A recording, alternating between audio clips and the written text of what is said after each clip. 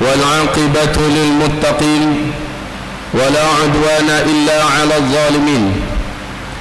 أشهد أن لا إله إلا الله وحده لا شريك له، وأشهد أن محمدا عبده ورسوله لا نبي بعده.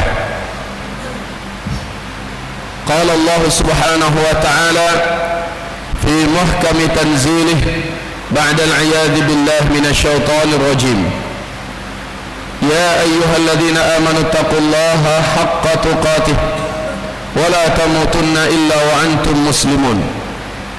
وقال سبحانه وتعالى: يا أيها الناس اتقوا ربكم الذي خلقكم من نفس واحدة وخلق منها زوجها وبث منهما رجالا كثيرا ونساء واتقوا الله الذي تساءلون به والأرحام إن الله كان عليكم رقيبا.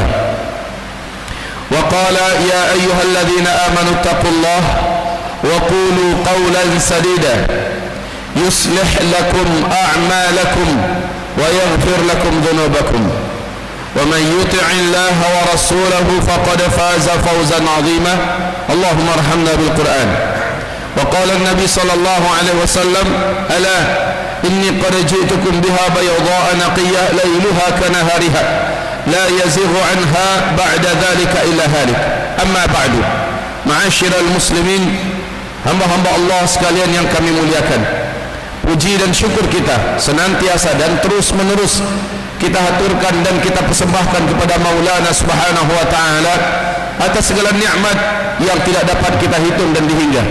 Salawat beserta salam kita untuk sang kekasih, kekasih Allah, kekasih seluruh malaikat, bahkan kekasih seluruh orang-orang yang beriman, Sayyidul Anbiya wal Mursalin Muhammadin Mustafa Muhammad sallallahu alaihi wasallam.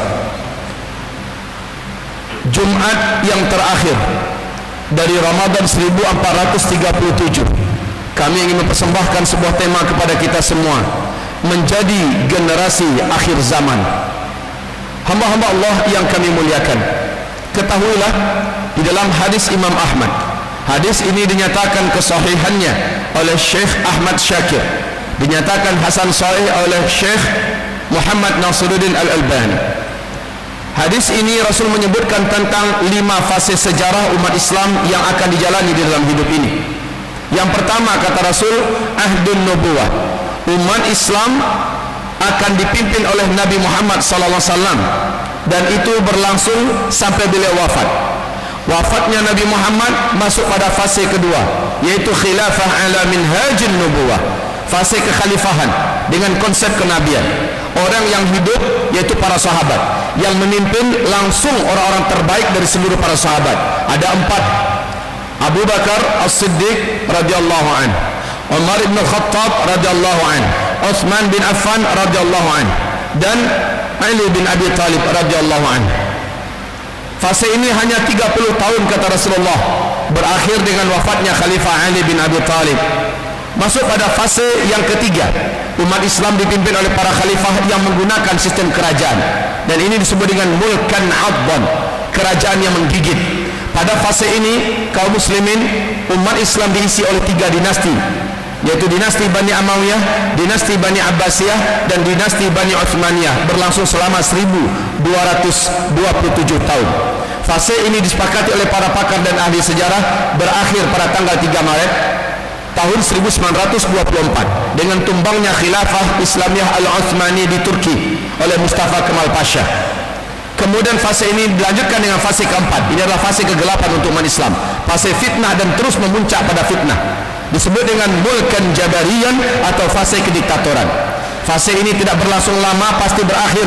Rasul mengatakan kembali pada fase terakhir, fase penutup, yaitu umat Islam kembali kepada masa-masa seperti fase kedua, khilafah ala minhajin nubuwah, kekhalifahan dengan konsep kenabian. Tentu saja yang memimpinnya kualitasnya seperti kualitas para sahabat yang memimpin para sahabat dulu, khulafaur rasyidin. Kemudian orang-orang yang dipimpin bala tentaranya, rakyatnya sekualitas para sahabat dulu. Dan inilah yang akan terwujud nanti insyaallah taala. Janji Allah pasti ditepati. Surat An-Nur, surat yang ke-24 ayat 55, Allah bersumpah, Allah berjanji bahwa akan memimpin kembali dunia ini para khalifah. Kepemimpinan dunia akan jatuh kembali ke dalam tangan Islam dengan konsep khilafah ala minhajin nubuwah. Pertanyaan yang perlu dihadirkan dan akan kita jawab dalam khutbah ini adalah, generasi seperti apakah yang akan muncul agar janji Allah ini terwujud? Mari kita lihat generasi seperti apakah yang dididik oleh Rasulullah sallallahu alaihi wasallam sehingga mereka lah yang menggenggam fase kedua, dan ini fase di mana 2/3 dunia dikuasai oleh Islam. Di penutup umur dunia, kata Rasulullah SAW, yang akan kembali memimpin dunia adalah para khalifah yang menggunakan sistem kenabian, konsep kenabian. Dan Rasul mengatakan kekuasaan saat itu bukan lagi 2/3. Ta'ummul arda, seluruh permukaan bumi akan dikuasai oleh khilafah Islamiyah. Menurut CIA, intelijen Amerika Serikat, bahwa masa depan dunia akan kembali jatuh ke dalam pangkuan khilafah Islamiyah. Dalam angka-angka hitungan tahun mereka 2020, start khilafah Islamiyah di New York Times, majalah yang paling bergengsi di Amerika Serikat. Menurut KGB Rusia, puncak jaya khilafah di masa yang akan datang adalah tahun 2025. Benar atau tidak, tentu kita tidak disuruh untuk mempercayai apapun ramalan orang-orang kafir di luar sana. Tetapi kita yakin dengan hadis ini bahwa kita di fase keempat dan akan masuk fase kelima. Khalifah akan kembali memimpin seluruh dunia. Dan kita percaya dan beriman dengan firman Allah, surat An-Nur, surat 24 ayat yang ke-55. Masalahnya sekarang, generasi seperti apakah yang akan hadir mengisi khilafah ini? Mari kita dengar. Allah berfirman di dalam Al-Quranul Karim, surat At-Taubah ayat yang ke-100. A'udzu billahi as-sami'il 'alim minasy syaithanir rajim. Was-sabiquna al-awwaluna minal muhajirin wal ansar walladzina ittaba'uuhum bi ihsan radhiyallahu 'anhum wa radu 'anhu wa yudkhiluhum jannatin tajri tahtaha al-anhar khalidina fiha abada dzalikal fawzul 'azim. Allahumma irhamna bil Qur'an. Orang-orang yang terdahulu lagi awal-awal masuk ke dalam Islam dari kalangan muhajirin dan ansar, ini adalah para sahabat. Walladzina tabauhum, siapapun orang setelah itu yang mengikuti mereka dengan biihsan, sebaik-baiknya mengikuti, persis mengcopy paste, menjiplak habis. Seperti apa para sahabat, begitu mereka meniru. Inilah orang-orang yang disebut oleh Allah Subhanahu wa taala, walladzina tabauhum biihsan radhiyallahu anhum wa radu an. Allah ridho kepada seluruh mereka-mereka yang mengikuti para sahabat seperti apa adanya para sahabat, sebagaimana Allah telah ridho kepada para sahabat itu. Wa yudkhiluhum jannatin tajri tahtahal anhar khalidina fiha abada. Allah pasti akan masukkan ke dalam surga seluruh orang-orang yang mengikuti para sahabat bi ihsan, sebagaimana Allah pasti memasukkan seluruh sahabat ke dalam surga. Dzalikal fawzul azim, mengalir di bawahnya sungai-sungai yang maha indah, kekal mereka di dalamnya selama-lamanya. Dzalikal fawzul azim, itulah keberuntungan yang sangat besar. Mari kita lihat bersama-sama. Di ayat ini Allah menyebutkan ikuti para sahabat. Allah ridho kepada mereka, Allah pasti akan ridho kepada siapapun yang mengikuti mereka. Di ayat ini dengan tegas Allah mengatakan pasti akan masuk ke dalam surga siapapun yang mengikuti para sahabat. Dan Rasul pun mewasiatkan, ikuti aku dan para sahabatku. Kaum muslimin yang kami muliakan, sekarang mari kita tajamkan pembahasan ini pada bagaimana Rasul mempersiapkan para sahabat. Apa karakteristik amalan para sahabat sehingga mereka begitu istimewa? Guru Imam Syafi'i, Imam Malik bin Anas, semoga Allah memberi rahmat kepadanya, Imam Ats-Tsauri, Sufyan ibnu Uyainah, mereka memberikan nasihat yang sangat berharga sekali untuk kita. Jika kamu ingin mengikuti para sahabat, jangan terlalu melebar, karena kamu tidak akan bisa fokus. Fokuslah ikuti dari 5 hal ini. Khamsun kana alaihinna ashabu Rasulillah sallallahu alaihi wasallam. 5 hal seluruh sahabat fokus dan konsentrasi dalam 5 ini. Mereka tidak pernah berubah dan berbeda antara satu dengan yang lain. Mereka sepakat seluruh sahabat punya karakter dalam yang 5 ini. Kita meniru start dari yang 5 ini. Yang lain gampang untuk diikuti. Apabila yang 5 ini kita istiqomah, insya Allah yang lainnya jinak untuk diikuti, mudah dan ringan buat diikuti. Yang 5 ini dulu. Lihat, kita siapkan diri kita, siapkan anak-anak kita dengan yang 5 ini dulu. Pertama, seluruh sahabat Nabi itu adalah mereka-mereka yang sangat menjaga salatul jamaah. Ini yang pertama. Jangan remehkan solat berjamaah di masjid ya, karena fi riwayatin ukhra, di riwayat yang lain solat jamaahnya di masjid, bukan jamaah di kantor, bukan jamaah di rumah, di masjid. Coba lihat, tidak ada dalam sejarah kita baca adat sahabat yang tidak solat berjamaah. Dalam safar pun mereka kejar berjamaah, walau ada rukhsah ketika dia sendirian. Tetapi kaum muslimin kalau ada 1-2 sahabat saja yang sempat masbuk atau terlambat sholat berjamaah, langsung tertulis dalam kitab sejarah siapa yang terlambat itu. Contoh, Anas bin Malik radhiyallahu anhu di waktu sholat asar seumur-umur tidak pernah telat dalam sholat berjamaah, bahkan senantiasa dia ada di barisan yang paling depan. Suatu ketika waktu sholat asar, beliau sedang sibuk di kebun kurmanya. Kumandang asar menggema. Jarak kebun dengan Masjid Nabawi bukanlah dekat. Saat itu belum ada kendaraan canggih seperti kita. Sementara beliau telah menyelesaikan banyak pohon-pohon kurma, tinggal 1 batang lagi. Azan berkumandang, tinggal 1 batang sisa. Kalau dia ke masjid nanggung, nanti balik lagi jalan jarak yang jauh. Akhirnya beliau berkata, saya ringkaskan ini dengan cepat, lalu saya pergi ke masjid, nggak balik kemari. Dengan segera dia selesaikan 1 batang itu. Kemudian dia kebut kendaraannya menuju ke masjid. Apa yang beliau temukan? Ketika dia sampai di halaman masjid, orang sudah tahiyat akhir. Saat dia tambatkan kendaraannya dan dia langsung bergabung, pas sampai di gerbang, orang sudah assalamualaikum warahmatullah, assalamualaikum warahmatullah. Satu masjid mendengar suara tangisan Anas bin Malik. Menangis dia, bagai tak bertulang tubuhnya, tergeletak dan terjatuh duduk di tempat menangis. Ya laitani lam talikni ummi, aduhai kiranya aku tak pernah lahir ke bumi ini. Menyesal, menangis. 1 kali telat sholat dalam hidupnya. Asar kaum muslimin. Langsung dia berkata, ya Rabb, ampuni hamba engkau sang Maha Pengampun. Ya Allah, 1 kurma yang ada 1 batangnya membuat hamba lalai dari sholat ini, memenuhi panggilanmu. 1 kebun kurma itu hamba wakafkan untuk agamamu ya Allah. Coba lihat, langsung dihukumnya dirinya. Beginilah para sahabat, bagaimana mereka sangat menjaga sholat berjamaah. Karena apabila sholat berjamaah kita jaga, energi, kekuatan rohiyah dan spiritual kita dijaga oleh Allah Subhanahu wa ta'ala. Kekuatan ruh yang ada pada kita dijamin oleh Allah Subhanahu wa ta'ala. Ini prinsip yang pertama. Maka pastikan kita ada dalam prinsip ini, dan anak-anak yang lahir dari tulang sulbi kita. Kita bertekad, kita termasuk orang yang disebut Nabi di akhir zaman. Aku rindu dengan saudara-saudaraku. Para sahabat berkata, ya Rasulullah, bukankah kami ini saudara-saudaramu? Bukan, kata Rasul. Kalian sahabat-sahabatku. Saudara-saudaraku adalah yang datang di akhir zaman. Mereka tidak bertemu dan tidak bersua denganku. Mereka tidak menyaksikan wahyu turun, tidak menyaksikan mukjizatku, tapi cinta mereka kepadaku seperti cinta kalian kepadaku. Berpegang eratnya mereka dengan sunnahku seperti kalian fanatik dengan sunnahku. Dan mereka benar-benar berpegang erat dengan agama ketika mereka diasingkan oleh manusia yang banyak.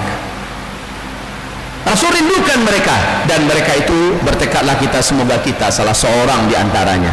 Ini yang pertama. Yang kedua, seluruh sahabat Nabi itu sangat mulazamah dan istiqomah dengan tilawatul Quran. Awas, bukan qiraatul Quran ya, tilawatul Quran. Bedanya apa? Silakan buka kamus bahasa Arab, silakan buka tafsir-tafsir yang ada. Makna, perbedaan makna antara qiraah dengan tilawah beda jauh. qara'a yaqra'u, iqra fi'il amarnya, qiraah masdarnya. Kalau tilawah tala yatslu, utslu fi'il amarnya, tilawah masdarnya. Maknanya beda. Kalau qiraah sekedar baca saja, sekedar membaca, dan itu berpahala. Setiap hurufnya satu pahalanya, setiap hurufnya satu pahalanya, itu membaca. Tapi kalau tilawah di atas daripada membaca. Dia membaca, dia mentadaburi, dia bermajlis dalam rangka memperdalami tafsirnya, dan dia mengajarkannya, dia menyampaikannya. Ini yang mana tilawah. Sahabat Nabi sibuk dengan ini. Doktrin ini Nabi langsung yang mengajarkan pada mereka, jangan sibukkan diri kalian selain dengan Al-Quran. Sebelum Al-Quran selesai menjadi darah daging, jangan baca yang lain dulu. Ini doktrin Pak dari Rasulullah. Suatu ketika Rasul melihat Umar bin Khattab sedang membaca lembaran-lembaran Taurat.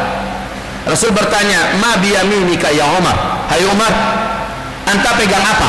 Di tangan kanan anta itu pegang apa? Lagi baca apa? Suhufu Taurah ya Rasulullah. Ini adalah lembaran-lembaran Taurat ya Rasul. Apa kata Rasulullah? Amma yakfika ma ja'ani min Rabbi? Tidakkah cukup bagi engkau apa yang datang kepadaku dari Rabbku?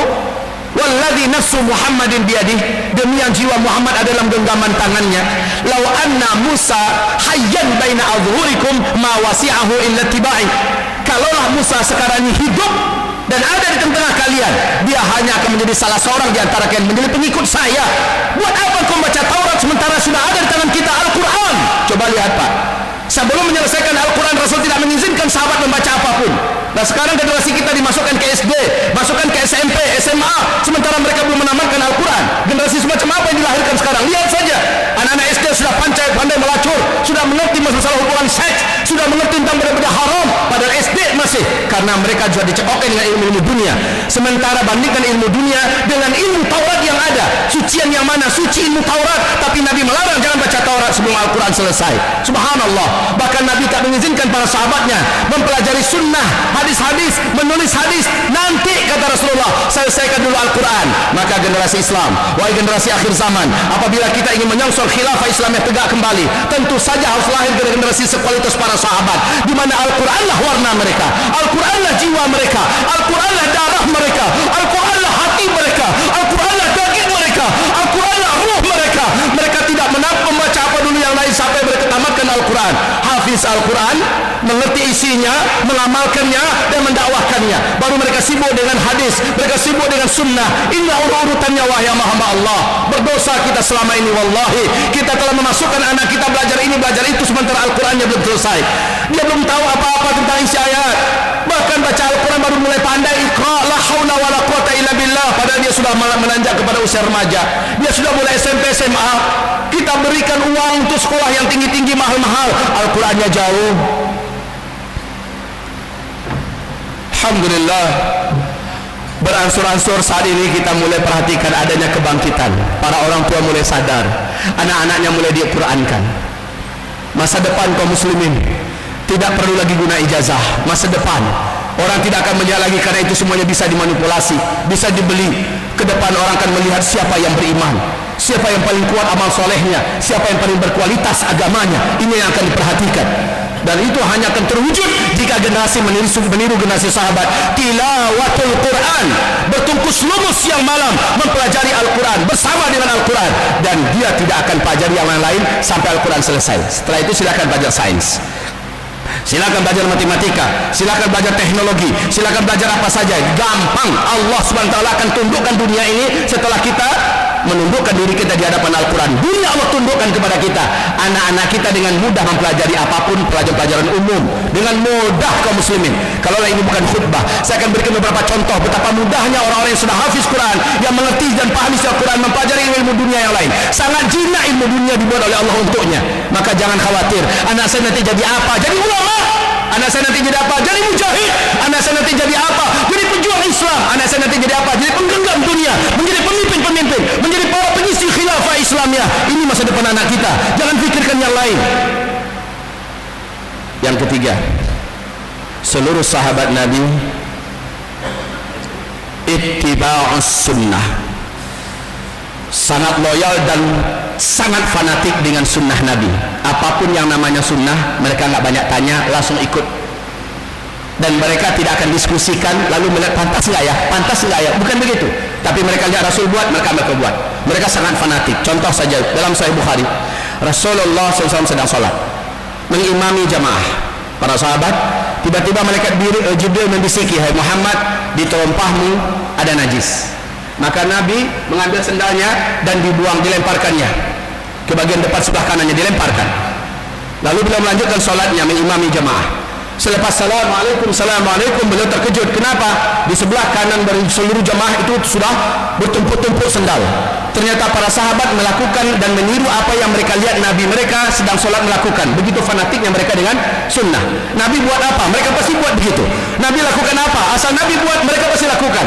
Di waktu habis perjanjian Bai'atul Ridwan di Hudaybiyah, Nabi sarankan sembelih hewan kalian di sini. Mereka keberatan. Lalu Ummu Salamah beri nasihat kepada Rasulullah, "Engkau dulu yang buat ya Rasul, nanti semuanya pasti niru." Betul.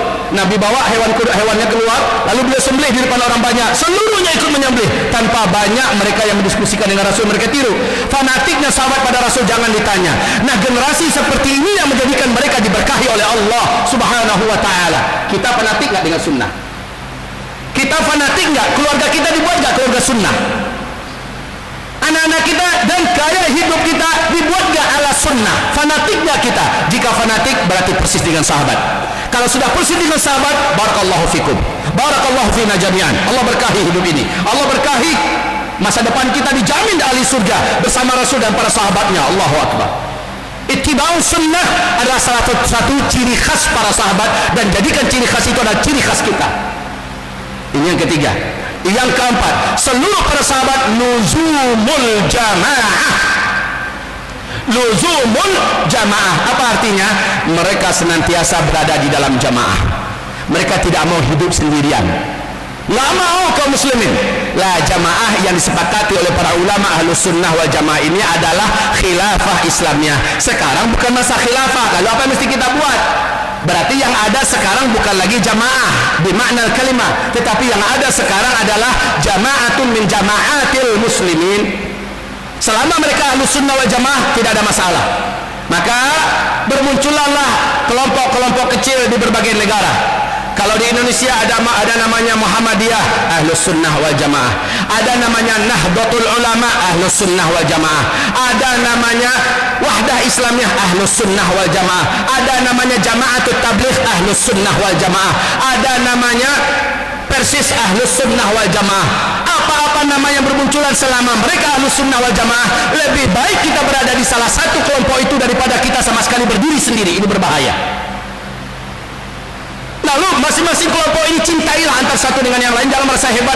Kalau memang kita ada di dalam kebenaran, syukurilah dan cintailah saudara kita yang beda kelompok dengan kita, karena mereka masih dengan kita sama-sama ahlus sunnah wal jamaah. Lebih baik salah satu ada di dalam badan-badan itu, organisasi itu, daripada kita berdiri sendiri dengan prinsip, kalau saya berjamaah keruh suasana hati saya, enggak enak jiwa saya, banyak sekali perselisihan, lebih baik saya sendirian. Dengar hadis Rasul berikut ini, ibarallah, kadrul jamaah khairun min saffil firqah. Keruh tapi tetap dalam berjamaah lebih baik daripada sendirian bening tapi sendirian. Coba lihat ikan, kalau ada di lubu-lubu airnya keruh, susah orang nak lihat, susah orang nak nakap. Tapi kalau ikan satu ekor dua ekor bening tapi dalam akuarium, Pak, orang bisa melihat gerak-gerik kita dengan mudah, kita ditangkap. Setan hanya akan menangkap orang-orang yang sendirian.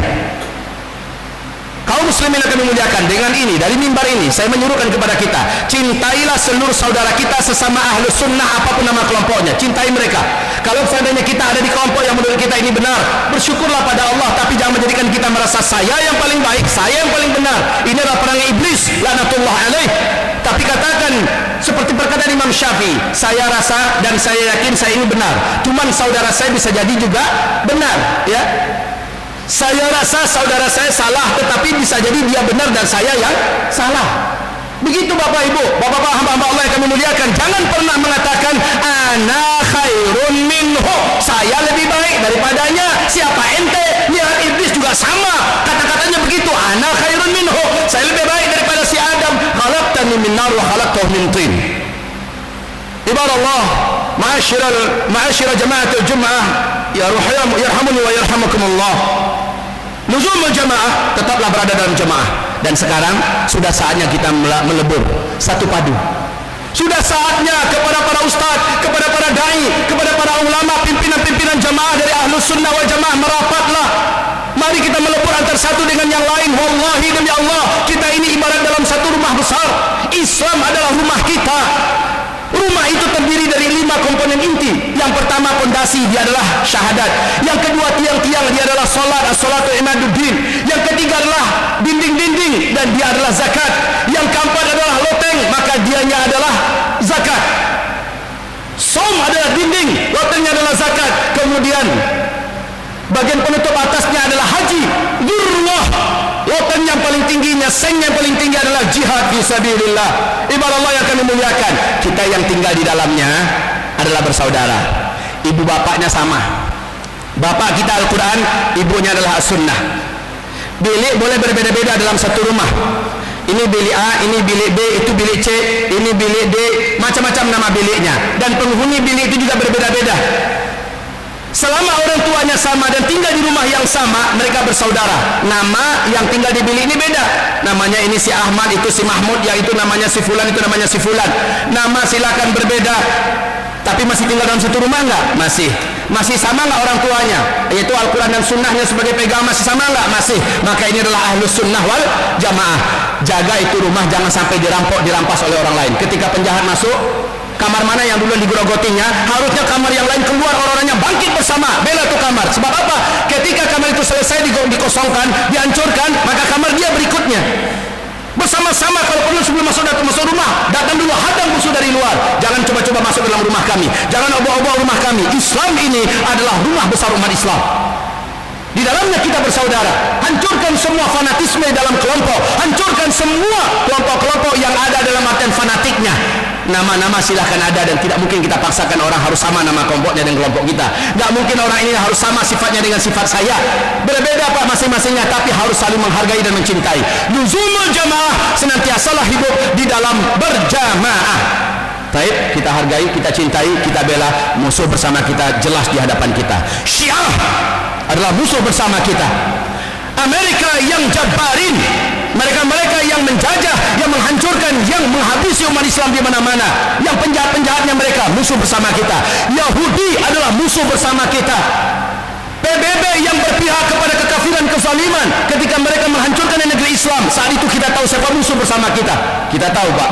Maka sesama kita di dalam adalah bersaudara, menyatulah kita, jadilah satu tubuh. Ini tangan, ini kaki, ini kepala, ini mata, beda-beda Pak, namanya beda, fungsinya beda-beda, tapi saling lindung melindungi antara satu dengan yang lain. Perbedaan nama kelompok jangan dijadikan sebagai perpecahan untuk kita. Terakhir, ciri khas para sahabat yang kelima adalah al-jihadu fi sabilillah.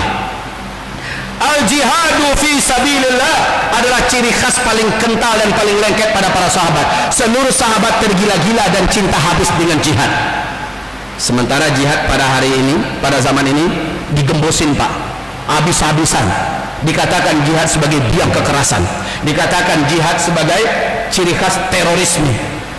Ya, Hamas yang ingin membela kaum muslimin dan tanah airnya dikatakan teroris oleh Amerika, terlalu kaum muslimin.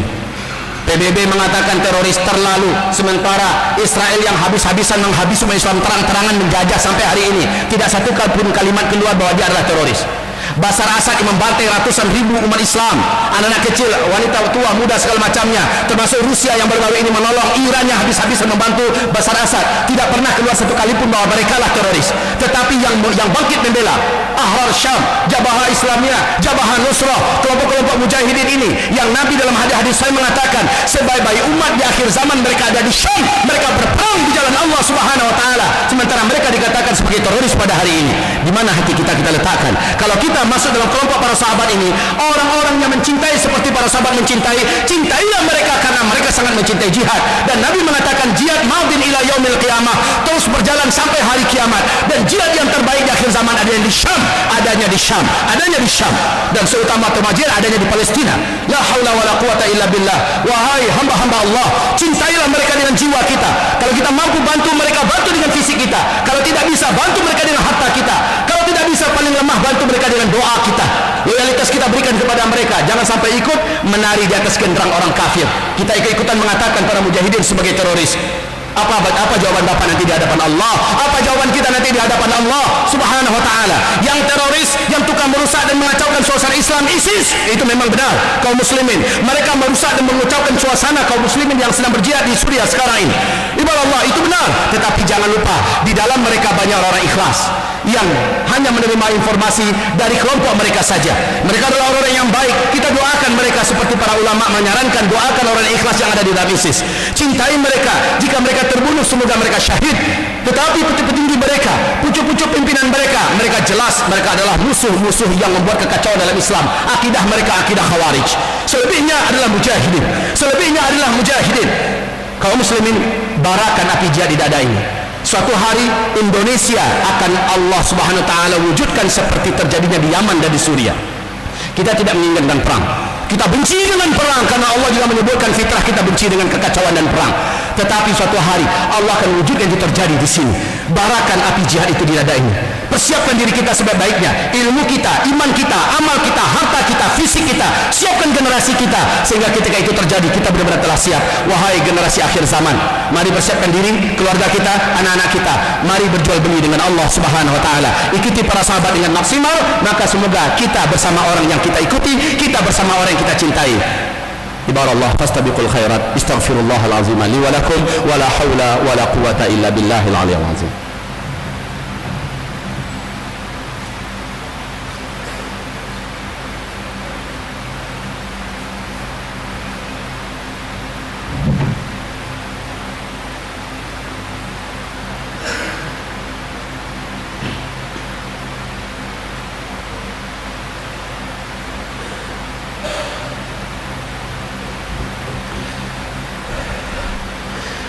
الحمد لله الواحد الأحد الفرد الصمد الذي لم يلد ولم يولد ولم يكن له كفوا أحد. أما بعد, ibarat Allah, nyawa di tubuh kita hanya satu lembar. Mati dan jadwal ajal kita telah ditentukan di Lauh Mahfuz. Tanggalnya, jamnya sudah pasti dan tidak akan meleset. La yastakhiruna sa'atan wa la yastaqdimun. Satu detik saja tidak bisa dipercepat dan satu detik saja tidak bisa diperlambat. Setiap kita pasti akan meninggal pada tempatnya, pada waktunya, dan tidak akan meleset. Tetapi perlu diketahui, nasihat pendiri Hamas, apa yang beliau katakan, Syekh Ahmad Yasin mengatakan, ketika anda sadar bahwa dalam tubuh anda ada satu nyawa, satu lembar roh, dan dia pasti keluar, maka pastikanlah dia keluar dalam keadaan sebaik-baiknya posisi, sebaik-baiknya keadaan. Biarkanlah roh anda keluar sementara anda adalah seorang yang sudah diridhoi dan dicintai oleh Allah Subhanahu wa taala. Keluarkanlah roh dari fisik anda dengan kehendak Allah pada jadwalnya, dan anda berstatuskan syahid di mata Allah Subhanahu wa taala. Kaum muslimin yang kami muliakan, Indonesia diambang revolusi. Indonesia diambang kehancuran. Komunis bangkit serentak dengan segala makarnya. Syiah berkolaborasi dengan komunis, dengan kaum sekuler di Indonesia, dan mereka mulai memegang urat-urat nadi pemerintahan, dan mereka mulai memegang kendali-kendali utama dalam pemerintahan Republik Indonesia. Sungguh demi Allah, umat Islam sedang dalam keadaan rapuh-rapuhnya. Akan terjadi kekacauan yang tidak pernah kita inginkan. Kita hanya salah satu di antara dua kemungkinan: jadi pecundang, korban dan mangsa, atau jadi pemain yang bergerak, bertindak, dan ketika dia mengelak, mencoba sembunyi, tiarap, apakah itu akan menunda kematiannya? Tidak. Ketika dia maju ke depan, apakah itu mempercepat kematiannya? Tidak. Tetapi yang maju ke depan dia terhormat, dia mulia, dan kalau dia terbunuh tepat pada jadwalnya dan dia syahid, mendapatkan 6 janji Allah. Jika dia sembunyi, lalu ditangkap, lalu dibunuh, maka dia menjadi pecundang yang tidak akan bisa menjawab pertanyaan Allah pada hari kiamat nanti. Seperti apa kamu menyelamatkan negerimu, agamamu, anak-anak bangsamu, kaum muslimin yang dizalimi dan ditindas? Wahai kaum muslimin, barakan di dalam dada ini ruh jihad. Indonesia membutuhkan kita di masa yang akan datang. Seperti dulu Indonesia sangat memerlukan darah para mujahid-mujahid, pemuda-pemuda agung, pahlawan-pahlawan Islam tampil dengan segala kegagahan keberanian mereka, dengan iman mereka dan pengorbanan harta mereka untuk menyelamatkan Indonesia sampai merdeka Republik Indonesia. Ke depan Indonesia akan memerlukan kembali darah-darah segar ini, dan persembahkanlah diri kepada Allah, persembahkanlah diri kepada Allah, persembahkanlah nyawa ini kepada Allah. Allah yang punya badan, Allah yang punya tulang belulang kita, Allah yang punya roh dan nyawa kita. Maka kita jual pada Allah, harganya surga Pak. Harganya surga. Matinya orang yang syahid sangat ringan, seperti dicubit saja. Sementara menganga di depannya pintu-pintu surga, bebas masuk dari pintu yang mana saja. Wahai hamba-hamba Allah yang kami muliakan, mari himbauan ini menjadi pembakar dan menyalakan di dada kita semua. Tentu saja kita tidak boleh hanya mengandalkan semangat. Kita harus mengandalkan paling di depan adalah ilmu. Ilmu. Apapun yang akan kita buat, apakah jihad, apakah penegakan syariat, ataukah mempersatukan umat, atau apa saja, ilmu paling di depan Pak. Jangan bertindak dengan syahwat, dengan nafsu, maka tidak ada yang baik dalam hal ketika kita mengedepankan nafsu dan syahwat, akhirnya ngebom sana sini, membunuh sana sini. Apa baiknya? Malah membuat fitnah bagi Islam dan kaum muslimin. Dengan ini, setelah itu iman, ya, setelah itu baru amal, setelah itu dakwah, setelah itu apa yang bisa kita lakukan dalam urut-urutannya. Tapi yang paling penting dalam bingkai ahlus sunnah wal jamaah, ikhlaskan hati karena Allah, merekatlah dan melebur antara satu dengan yang lain. Ajak, jangan sampai kita diprovokasi, karena banyak provokator yang akan memecah belah barisan kita, dan jangan pernah mau, jangan pernah bersedia. Semoga bermanfaat apa yang kami sampaikan. Kepada Allah kami mohon ampun, yang salah adalah saya, hamba Allah yang dhaif ini, dan syaitan terlaknat, dan nafsu yang sangat dhaif, dan kaum muslimin yang benar adalah Allah dan Rasulnya. Kepada Allah lah kembali segala urusan. Allahumma salli wa sallim ala hadha an-nabiyil karim wa ala alihi wa sahbihi ajma'in. Allahumma ighfir lil muslimina wal muslimat wal mu'minina wal mu'minat al ahya'i minhum wal amwat bi rahmatika ya sami'un qaribun mujibud da'awat. Rabbana zalamna anfusana wa in lam taghfir lana wa tarhamna lanakunanna minal khasirin. Rabbana la tuzigh qulubana ba'da idh hadaytana wa hab lana min ladunka rahmatan innaka antal wahhab. Rabbana faghfir lana dhunubana wa israfana fi amrina wa thabbit أقدامنا وانصرنا على القوم الكافرين. يا مقلب القلوب يا مقلب القلوب يا مقلب القلوب ثبت قلوبنا على دينك. يا مقلب القلوب ثبت قلوبنا على الإيمان بك. يا مقلب القلوب ثبت قلوبنا على طاعتك. يا أرحم الراحمين يا مجيب السائلين. اللهم يا رب المستضعفين انصر الإسلام والمسلمين المستضعفين المضطهدين في كل مكان وزمان. يا الله أنت ولينا عليك توكلنا فإنه لا حول ولا قوة إلا بك. اللهم صل وسلم على هذا النبي الكريم وعلى آله وصحبه أجمعين. ربنا آتنا في الدنيا حسنة وفي الآخرة حسنة وقنا عذاب النار. سبحان ربك رب العزة عما يصفون وسلام على المرسلين والحمد لله رب العالمين. وأقيموا الصلاة.